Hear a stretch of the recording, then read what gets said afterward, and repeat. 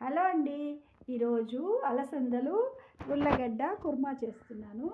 దీనికి కావాల్సిన ఇంగ్రీడియంట్స్ చూడండి. వెల్లుల్లి, అల్లము, ఎర్రగడ్డలు, టమాటాలు కట్ చేసి పెట్టుకున్నాను. ఉల్లగడ్డ పొటాటో అన్నమాట, కొత్తిమీర, తర్వాత కొద్దిగా ఒక నిమ్మకాయ సైజులో చింతపండు అన్నమాట. దీన్ని మన వెస్ట్ గోదావరి సైడు బెబ్బర్లు అంటారు. తర్వాత పసుపు, ఆవాలు, జీలకర్ర. ఇప్పుడు మనము దీన్ని మిక్సీలో వేసుకోవాలన్నమాట. ఏది ఎర్రగడ్డ, అల్లము, తెల్లగడ్డను మనం మిక్సీలో వేసుకుంటాం. స్టవ్ వెలిగించుకోవాలి. పాన్లో ఒక 200 గ్రాముల ఆయిల్ వేసుకోవాలి.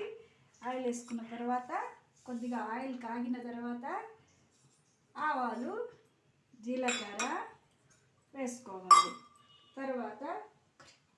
తర్వాత బాగా ఆవాలు చిటపటలాడాలి. చిటపటలాడిన తర్వాత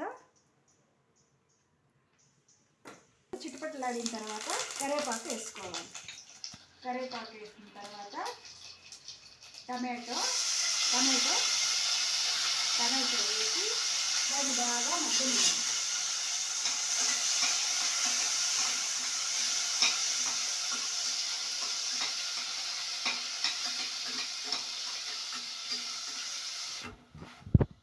ఇప్పుడు టమాటా బాగా మగ్గింది కదా, మగ్గిన తర్వాత మసాలా వేసుకోవాలి.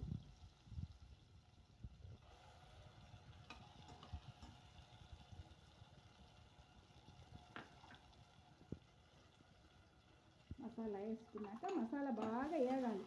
వేగితే పచ్చి వాసన రాదు, కూర బాగా టేస్టీగా ఉంటుంది.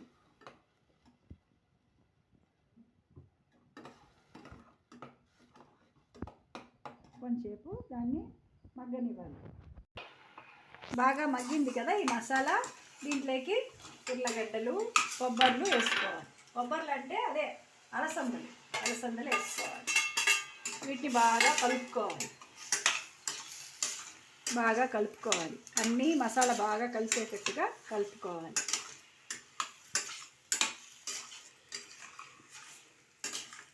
కలిపిన తర్వాత దీనికి కొద్దిగా పసుపు, 1 స్పూన్ పసుపు, 1 స్పూన్ కారపొడి, 1.5 స్పూను ధనియాల పొడి వేయాలి.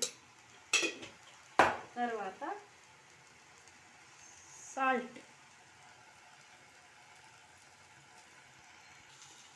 1 స్పూను సాల్ట్ మీకు రుచికి తగినంత సాల్ట్ వేసుకోవచ్చు.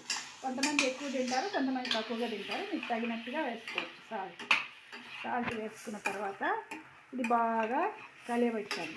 అంత ఉప్పు, కారము, ధనియాల పొడి, పసుపు పొడి అన్నీ కలిసేలా కలియబెట్టాలి. తర్వాత మనము ముందుగా నానబెట్టుకున్న చింతపండును దీంట్లోకి వేయాలి. బాగా రసం తీసి వేయాలి.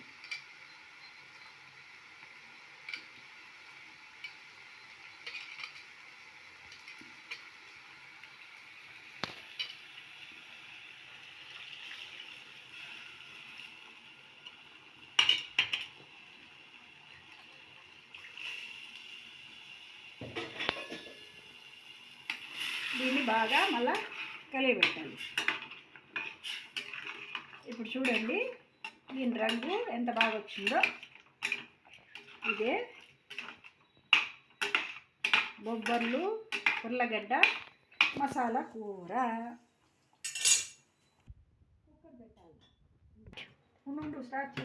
ఒక 15 నిమిషాలు బాగా ఉడికించుకోవాలి. ఒక 5-6 విజిల్స్ వచ్చేంత వరకు ఉడికించుకోవాలి. ఇప్పుడు అలసందలు, ఉల్లగడ్డ మసాలా కూడా రెడీ.